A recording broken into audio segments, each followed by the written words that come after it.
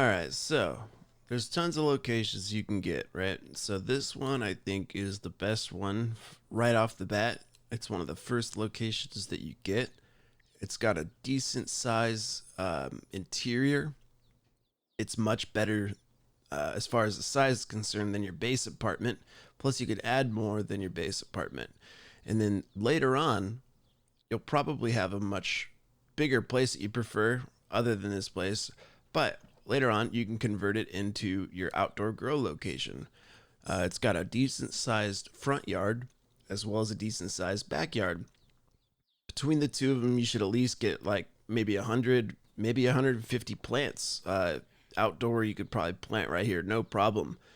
And if you wanted to, you could even convert the interior into like an indoor grow space if you wanted to.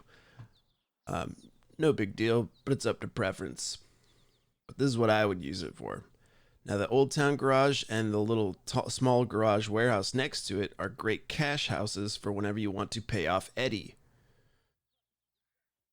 The small warehouse right here has, I would use this as a stash house for whenever you need to go to Sector B.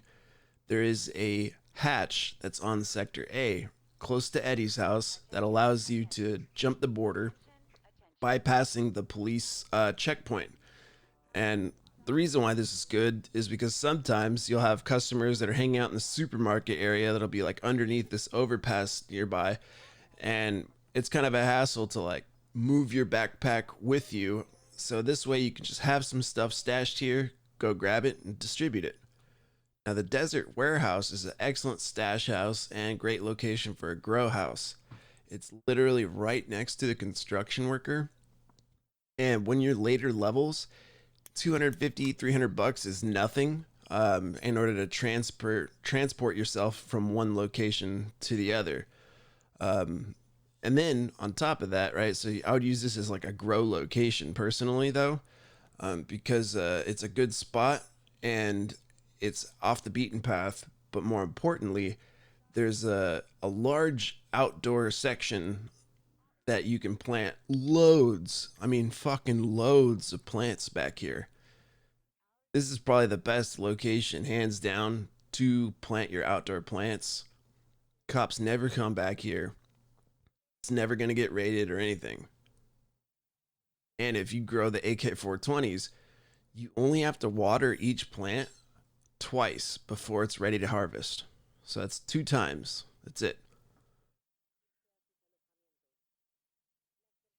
But yeah, I think this is a great location for outdoor and good location for a stash house. Now, the DEADTOWN warehouse, this is my favorite location, hands down. It's the biggest spot, has the most room, so you can totally customize the shit out of it. I even use some grow lights so that way I don't have to toggle on the lights every time I want to come in here and work. So that way it looks nice, you know? But yeah, this location is central in Sector B, and it's really easy to get around from here. And it's the biggest spot. Like, the interior is huge. This DEADTOWN warehouse in West DEADTOWN is a great cash stash for whenever you want to launder your money.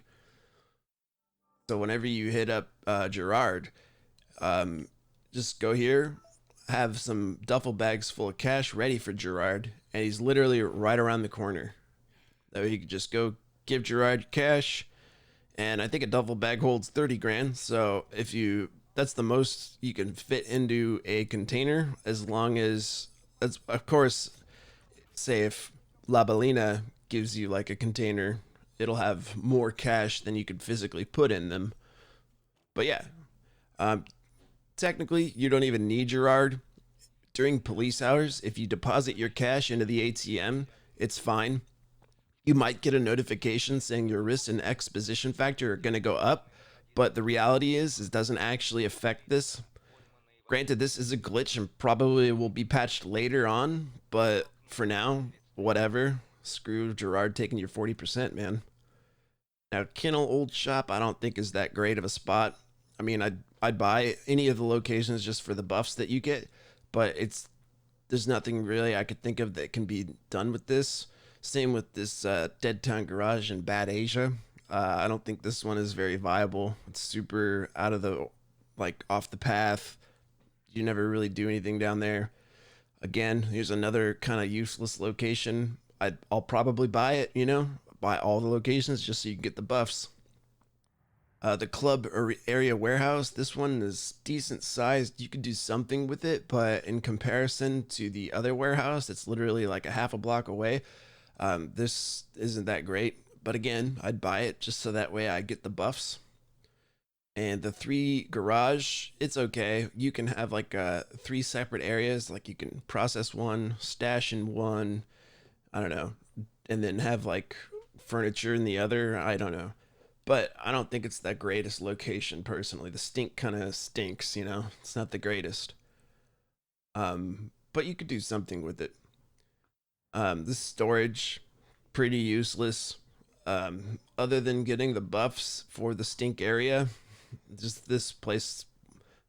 Now the stink floor building, this is pretty decent sized. It's the larger area, or the largest building in the stink section. I use this for an indoor grow location because there's nothing else I could think of to use this section for.